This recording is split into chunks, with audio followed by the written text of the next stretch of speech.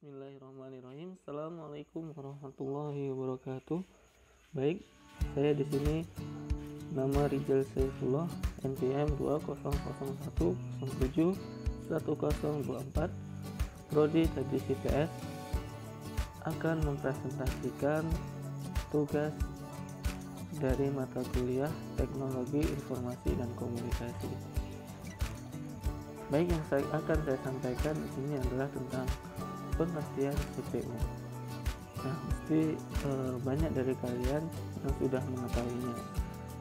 Ya, CPU yang merupakan singkatan dari Central Processing Unit adalah komponen keras atau perangkat hardware pemroses data utama dalam sebuah komputer. CPU dapat disebut sebagai otak komputer karena CPU mengatur semua aktivitas dan jalannya semua program, termasuk aplikasi atau software di dalamnya. Apapun itu, hal yang berkaitan dengan proses dalam komputer, baik suatu proses yang sepele sekalipun, akan selalu diatur oleh CPU. Jadi garis besarnya CPU adalah merupakan pusat atau otaknya komputer. Baik, kita lanjutkan. Setelah kita mengetahui pengertiannya, maka selanjutnya adalah komponen CPU. Suatu CPU setidaknya memiliki sebuah prosesor atau suatu chip yang tertanam di dalamnya, yang berfungsi dalam proses kalkulasi komputer. Namun, perkembangan teknologi yang semakin pesat juga memungkinkan sebuah CPU memiliki lebih dari prosesor atau juga disebut sebagai prosesor core. Istilah-istilah yang sering didengar saat ini juga berasal dari perkembangan teknologi CPU tersebut.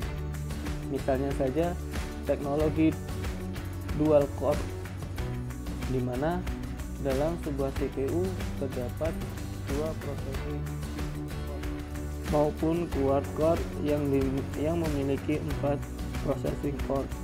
Sebuah CPU yang canggih bahkan memiliki teknologi dengan 6 hexa core maupun 8 processing core atau octo core.